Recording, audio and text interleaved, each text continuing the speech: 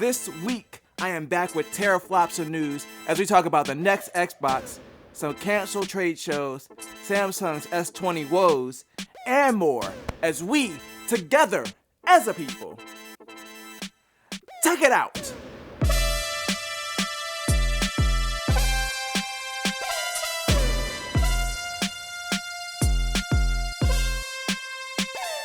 Welcome to another sensational Saturday. This is Mike, and this is the #1 news show on the planet, on my channel in Virginia. Mike texted out, and we are here to talk about the tech news on this day, February 29th, that doesn't really exist. I refuse to believe it's real. This video never comes out or never exists. It's not my fault, alright? I told y'all the day didn't exist. If you choose to believe me, you do. If you don't, you don't. It's not on me. You know what? Let's just hop right into our first story. As a continuation from last week, we had some news about GDC. You know, people were dropping out left and right. Over the last week, Microsoft dropped out, Unity dropped out, and now it's like Epic. I mean, all kinds of people were just dropping out of GDC because of risk of, certain viruses, getting sick and whatnot. Tired of talking about it, but I will say that GDC, as of right now, has been canceled. And the reason I say as of right now, they said that they're going to try to still do it this year in the summer, where hopefully this illness has died down and it won't be such a risk for all these companies to travel.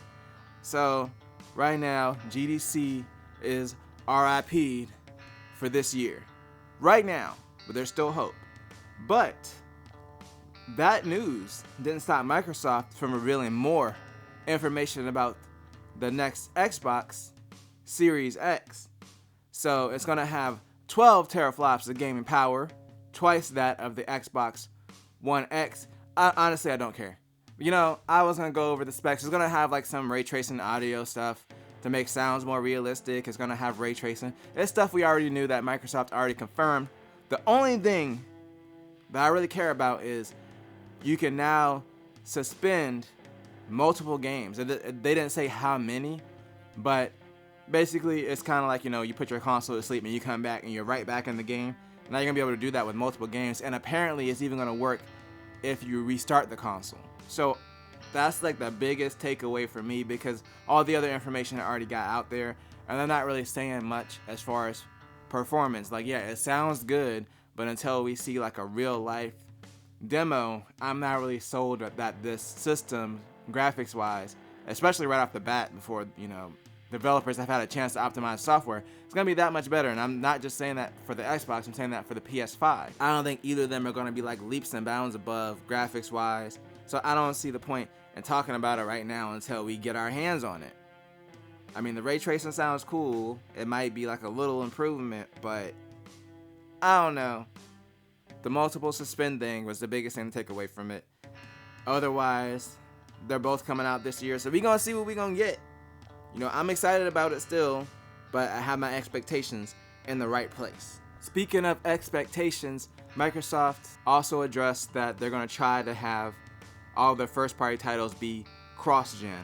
If you buy an Xbox One version of the game, you won't have to buy the Series X version. Now, of course, this doesn't necessarily extend to third parties. They can't really force them to, give you the upgraded version for free, or make a version that works on both consoles that you don't have to rebuy. But Cyberpunk 2020 came out and said that their version of the game will work. They're not going to charge an upgrade for the Xbox One X version of it. So if you buy the Xbox One version, you're going to get the X version.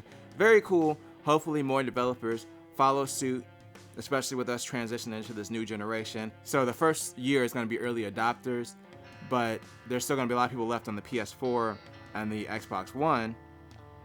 So hopefully developers will follow suit, because that'll be more of an incentive for people to upgrade to the next console and be like, okay, well, my games are going to work going forward. They'll still probably work, because I think that both PlayStation and Microsoft said that their systems are going to be backwards compatible.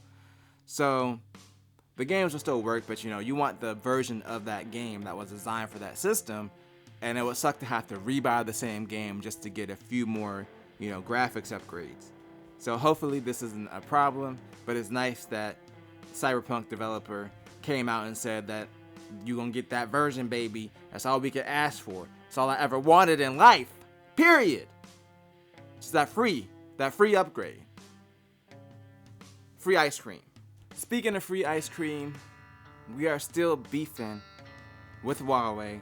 And by we, I don't mean me personally, the U.S. government. So the U.S. government has passed a bill to give $1 billion, like they're opening a $1 billion fund basically, for rural carriers, like smaller carriers, to go ahead and get rid of any Huawei or ZTE equipment that they're using. They don't trust Huawei. I've been over this before. You know, they still beefing, they're still fighting each other, they're still thugging it out. You know, and it's getting real petty. But it makes sense. They don't trust Huawei, so they don't want them using their antennas and all that stuff because they think they might be stealing information. So they're giving them $1 billion to get rid of the equipment. That does sound kind of low to me because I'm like, how many carriers is this going to affect? And if it's $1 billion split between all of them, I mean, it just seems like that might not be enough money. But we'll see how this goes. We'll see if this beef continues.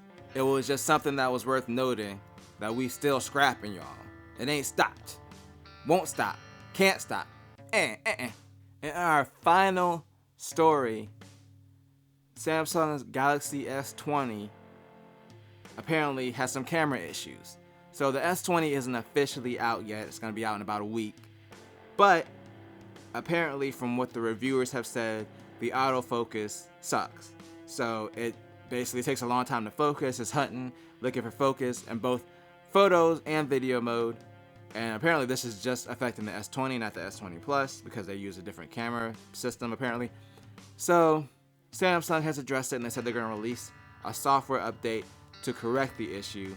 But it's really not looking good when the reviewers are out there saying like, hey, the camera has issues for a phone that hasn't even come out yet. And then you have to trust that the software update is going to fix that issue like fully. And there's not something on a hardware level that's going to prevent it from ever having a great autofocus.